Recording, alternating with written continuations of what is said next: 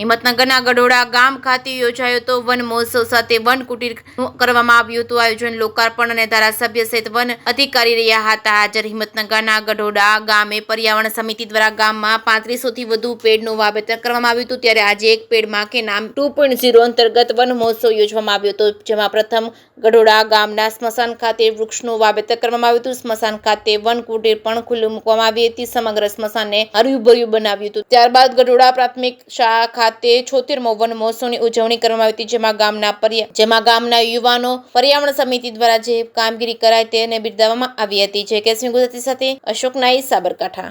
આજરોજ હિંમતનગર તાલુકાનું તાલુકા વન મહોત્સવ ગઢોડા મુકામે યોજવામાં આવ્યો અને આમ પણ અગાઉ પણ આજે એની જે સમિતિ બનેલી છે એને પણ એક કાર્યક્રમ પહેલા રાખેલો અને એ વખતે પણ વૃક્ષારોપણનો કાર્યક્રમ બહુ સારી રીતે થયેલો હતો। આજે પણ વન ખાતા મારફતે પણ આખા તાલુકામાં વૃક્ષોનું વાવેતર અને વડાપ્રધાન સાહેબના એક પેડ માં કે નામ કાર્યક્રમ અંતર્ગત અને ફોરેસ્ટ બધું ભેગા થઈને લગભગ આખા તાલુકામાં 35,000 વૃક્ષોનું વાવેતર કરેલ છે અને આજે અહીંયા જે સરસ મજાની વન કુટીર પણ આજે ઓપનિંગ કર્યું છે।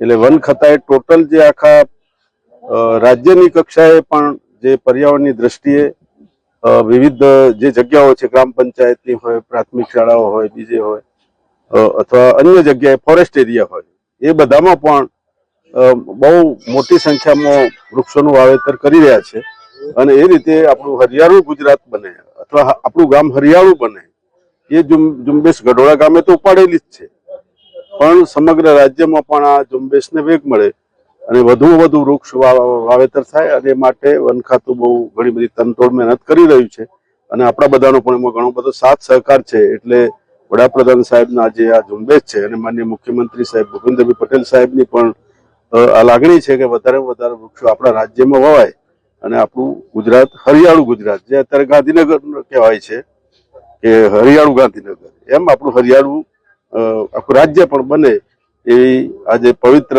નવરાત્રીના પહેલા દિવસે માતાજીના પ્રાર્થના કરું છું।